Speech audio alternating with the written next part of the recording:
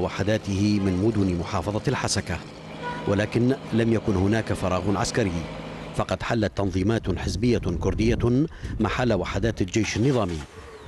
معظم المسلحين هم عناصر حزب العمال الكردستاني وأحزاب المجلس الوطني الكردي، ولكن بأسماء مختلفة مثل حزب الاتحاد الديمقراطي ووحدات حماية الشعب.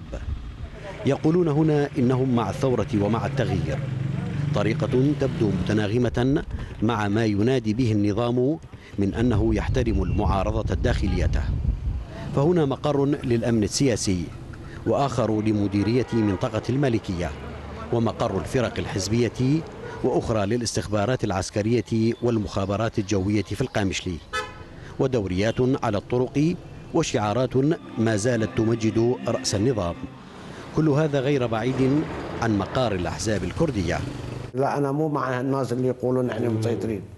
لا، نحن ما لنا مسيطرين. ما هي الصورة؟ إيه، نحن صحيح عم نمارس حياتنا، بس لسه بجنبنا موجود مفارز أمنية، موجود السلطة، موجود المنطقة، موجود كل شيء. هالمناطق هذه غير محررة مثل مفهوم الحرية. لفهم ما يدور هنا توجهنا إلى من يمسك بزمام الأمور على الأرض، وهي الأحزاب التي تتبنى نهج الزعيم الكردي المعتقل في تركيا عبد الله أوجلان. أردال خليل هو أحد قادة هذا التوجه، وهو يتحدث عن نظرة مغايرة للثورة. نجد أننا لو تخلصنا من هذه السلطة ذلك لن يفي بالغرض، ذلك قد يكون إحدى مراحل نجاح هذه الثورة. انضمام الهيئة الكردية إلى ما يعرف هنا باسم معارضة الداخل، ووجود السلاح بأيدي عناصر هذا التوجه أثر سلبا على زخم الحراك الثوري في المحافظة.